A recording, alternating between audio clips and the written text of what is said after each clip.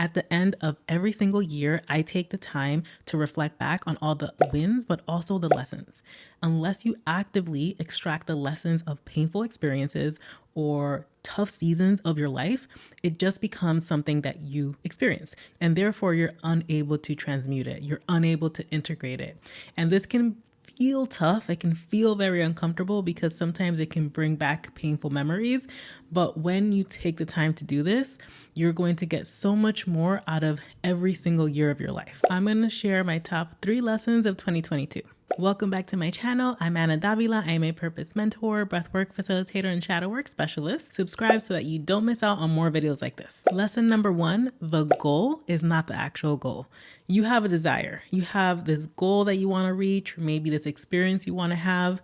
And I believe that when it's your true desire, stripping away the programming, stripping away the trauma, if it's actually something that you're desiring from your heart, it was actually placed there by your soul. So there's no shame in wanting something. I used to have a lot of resistance with my desires because I thought it meant I wasn't grateful for what I currently have, but that's actually not the case. That thing that you're really, really desiring deep inside of you, that was placed there by your soul.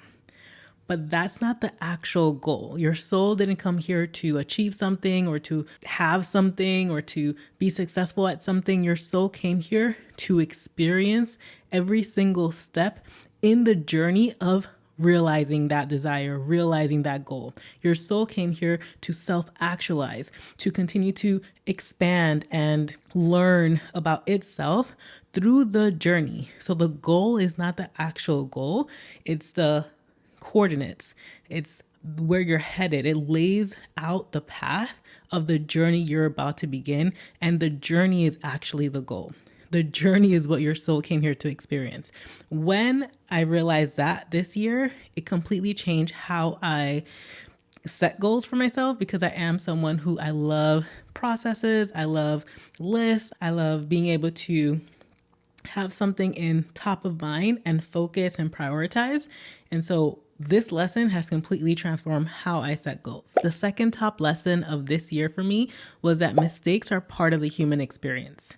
I know this is probably a lesson I should have learned a long time ago, but it's taken me this many years to really get it. Not to just have the thought, but to believe it and know it in my body that mistakes are part of the human experience. For most of my life, I tried everything to avoid a mistake. I over-prepared, I over-studied, I didn't take action or didn't try a thing because I was scared of failing and making a mistake. And the reason is because I thought making a mistake meant something about who I am.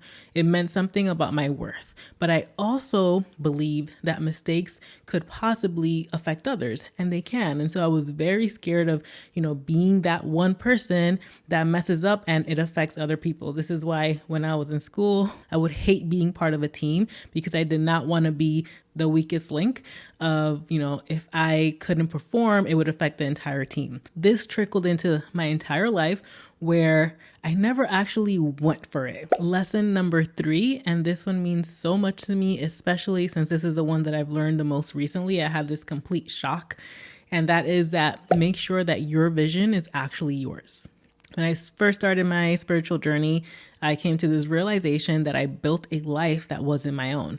I built a life that I was told to build by society, by media, by school, all the things of have a career that makes money, have a career that is acceptable to society, and that stable, want to have a car and a house and kids and all the things, right? And none of those things are bad.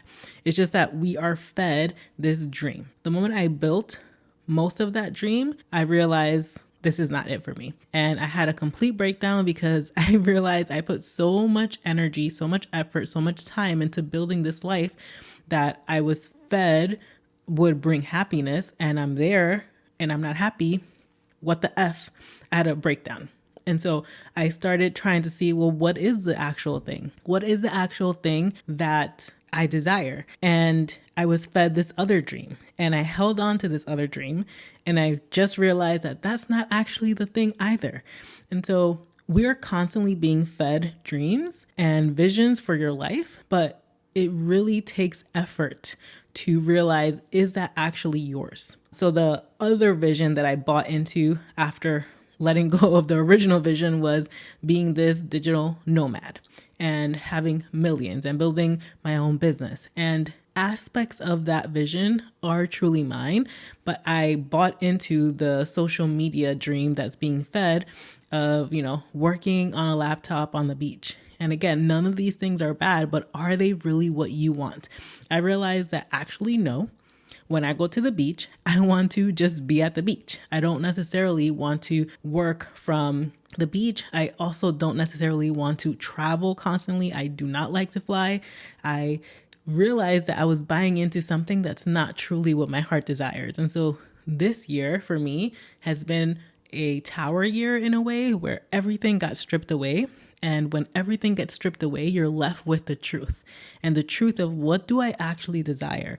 And so I'm finally in a place where I'm starting to become more clear as to what my vision is. And it may have aspects of that vision that I bought into. It may have aspects of the old vision I had, and it may have aspects of something I've never even thought possible. But it's important to make sure that your vision is yours. This leads me to my 2023 word of the year.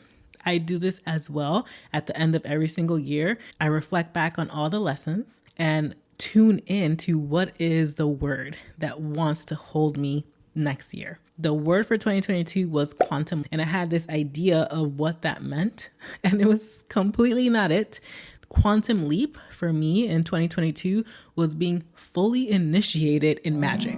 I did not see that coming. I thought quantum leap was going to mean other things, but it was initiation. The amount of experiences that I had with working with energy, working with different spirits, working with different goddesses, creating my own workings, my own spells, my own rituals, engaging with energy was something I did not think possible. And so that was quantum year. And now what I'm leaning into for 2023 is the word that really feels that wants to hold me is build, because I feel like I've been torn down. I had that tower year where everything was stripped away so that the truth can be exposed. And now I can build from there. I would love to know what are your top 3 lessons of this year, and share them below, because I find that when we share each other's lessons, then maybe, just maybe, we don't need to go through the process of learning that lesson always necessarily. We can just learn from each other and potentially avoid some painful experiences, but maybe some of those experiences were meant to have.